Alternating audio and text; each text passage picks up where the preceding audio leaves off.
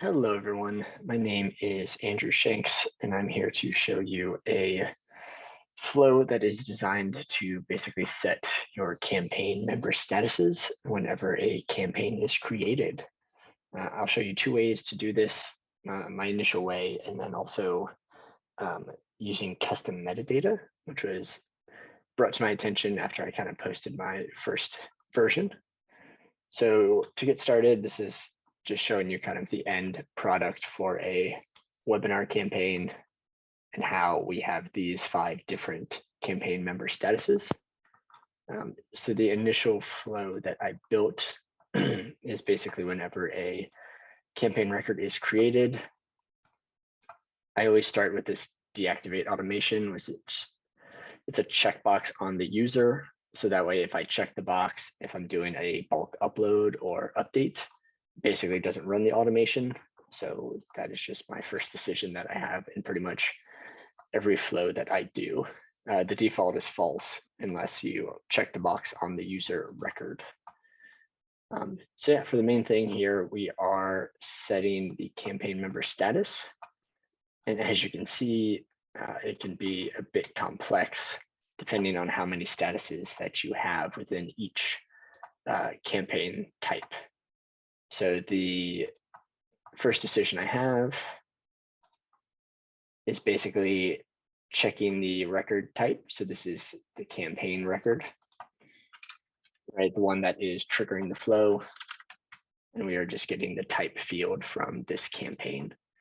And then equals webinar from the pick list, or conference, trade show, or direct mail. So I'm just showing you these 4. When I had to originally build this, I think there was like 15 or 20. So it turned out to be way more complex and a lot of copy and pasting. So with the first decision, webinar, I basically set or created a record variable. So I created 2 of them. That I have this record variable that is called SO for standard object, campaign member status create. And it is record for campaign member status. And then I have a collection variable, which is the same thing, except SOC for collection, allow for multiple records, and using campaign member status again as the object. So with this first one, I'm setting the label. So basically the member status name / label is going to be RSVP yes. I am setting it to the campaign ID that is created and kicked off this record. Is it the default, false, and then is it responded to, and that equals true. So once I set those 4 main fields, which is all I really want, I then add this individual record to the collection. So just the SOC collection, I'm adding the individual record. And I'm doing this after each record creation, because basically when I go to this next one, I'm overwriting the values that were in that last record. So I make sure to add it to the collection. Since I'm assigning variables, I want that I'm basically overwriting. So that is why I do it this way. Again, create the label, campaign ID, false and true for the responded. You need to make sure you have at least 1 default and 1 responded. Typically sent and responded is the default, but I actually don't want to use those.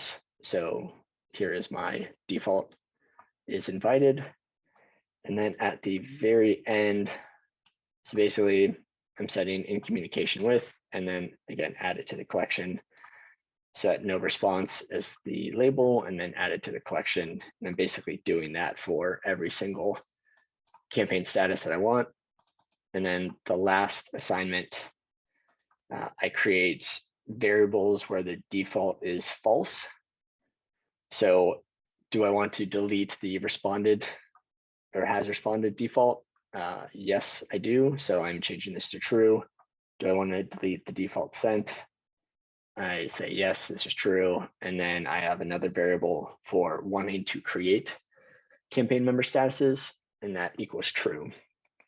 The reason I do it that way is basically if I came to the end, or let's say none of the campaign types matched and it did the default outcome, and then I just kind of defaulted to creating records. If no records existed, it's basically going to error out and not let any of these other things happen. So I always add a decision that either says, yes, I want to create records. Yes, I want to delete the sent default. And yes, I want to delete the responded default. So then I repeat this for 3 other statuses. Again, if you have 20 of them, you have to repeat this quite a lot. And for some of them, like this one, I only want to delete sent. For this one, I don't want to delete anything. So the naming kind of shows that. And then also the variable shows that as well. The only thing I have is creating records is true. And then this one, I am deleting everything and creating records. So this was kind of my initial look, right? And then basically someone graciously reminded me of custom metadata. So I will show you how I did that now. So this is kind of the updated ending version of what I ended up with. So all of these turn into just these 3 nodes. And the other reason that I'm adding these 2 record variables instead of just saying, hey, create this, create record, create record, create record, update record, is it's not as heavy of a lift if you basically add them all into collections and then just do it as one create record at the very end, especially if you're updating or creating a lot of records. You don't want to have 10 or 15 different nodes basically all doing the same thing when you can just slim it down to one. All right, so how I got to this in creating custom metadata. So first thing is going to custom metadata types in setup. I created a new custom metadata type, which is this campaign member status. It has these default fields, label, which is one that I needed, which is great. And then I created a new field. You pick the type of field that you want. And a lot of them are just checkboxes, but I did campaign type. So this is a pick list of all of the campaign types I have currently. And then I added default to match the is default. I have responded to match the has responded. And then the 2 variables I had for delete sent and delete responded, I added as fields.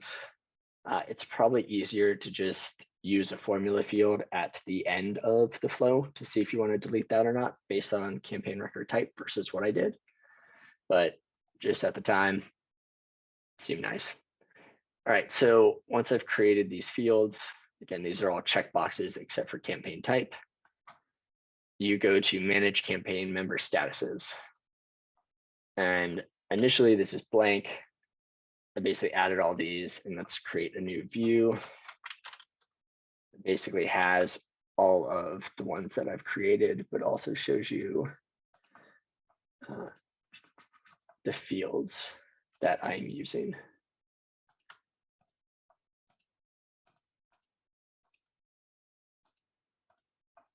All right, so this will now show all of the labels that I've created and basically all of the checkboxes that we are using. So for the, all right, let's organize this way. So I've made the 3 statuses that were for conference. So these 3, and then I'll kind of show you. So let's look at one specifically. So let's look at snail mail for conference.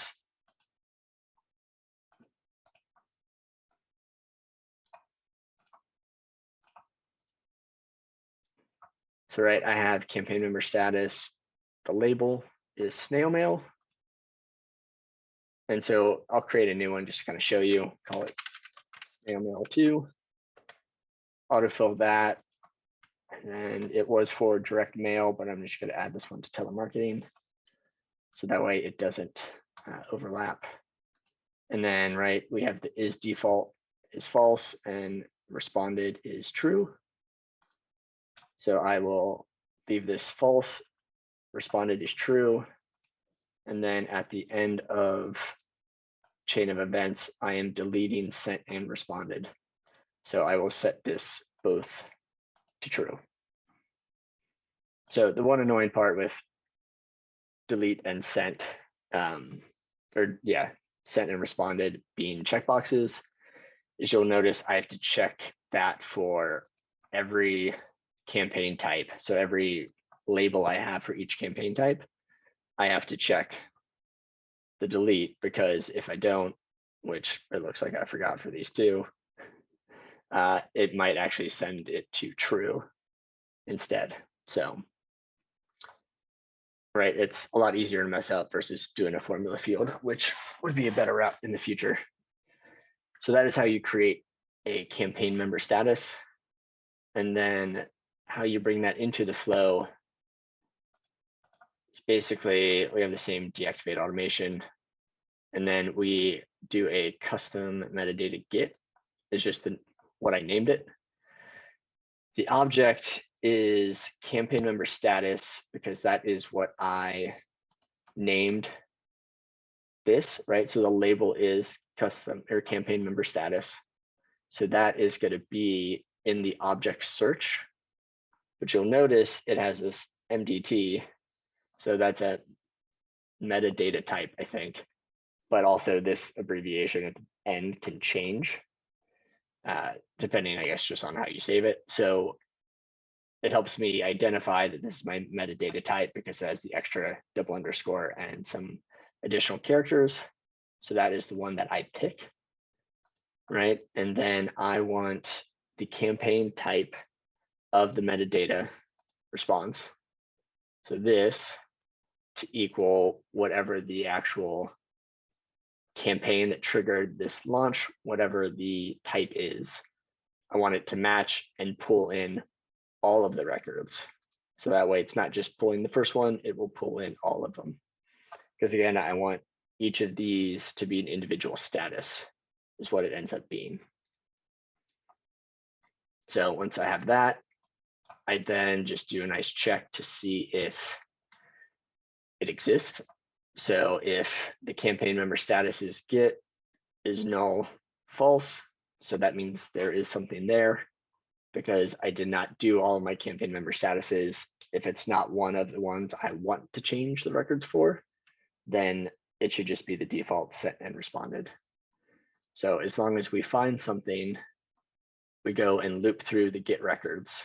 And then we are doing just the same thing of setting the campaign, setting the record variable campaign ID to the record that triggered the flow and that ID. We are setting the member status to be the current loop item, because again, we're looping through each metadata record. So I want the label of this item that got selected to match the member status name / label in my record variable. And then I want the is default to match the current loop default. And again, the current loop metadata responded, I want to match the campaign member status responded. And then I have the delete sent and delete responded matching for the checkboxes that I have in the current custom metadata. So once that individual record gets created, I add it to the collection. And then I also set my create campaign member status to true. So that way, again, it will work at the bottom of my flow. And then each time it loops through, it resets it overrides the record variable data and then adds it to the collection, and basically just keeps going for however many statuses you have. And then at the end of it, I have my decision to see if I want to create the custom metadata no, sorry, campaign member status is the CMS. And since that got set to true in my flow, I will then go to the create record, and I will use my collection variable to create all of the records that are needed. And then I have my next decision, which is if delete sent equals true, then I will delete the individual campaign member status. And this is not my custom metadata. This is the normal campaign member status, since it's one of the default fields I want to get rid of. So campaign ID equals the record that launched the flow, that campaign ID, and I want to delete whatever label is sent, which is the default. So that gets deleted. And then also the next decision about same thing. So if the delete response is true, again, a variable I just created with the default being false, so it got overridden and got changed to true. I would then go to my responded deleted or deleted delete record node, same thing, matching campaign ID, and then label equals responded. And then at the end of all my flows, I add this placeholder, which doesn't really do anything. This variable defaults to true, and I just have it equal true, but it helps me not have to then connect these two nodes if I want to add things later down the road. It's already connected, which is nice, especially if you end on something like this and you have 5 or 6 different stop points. It's really annoying much later down the road to click on all these and then reconnect them to something to add a new element or node. So yeah, there you go. That is one way that you can use custom metadata to make your flows much more streamlined. I hope it helped. Feel free if you have any questions, leave them in the comments, and I will get back to you when I can.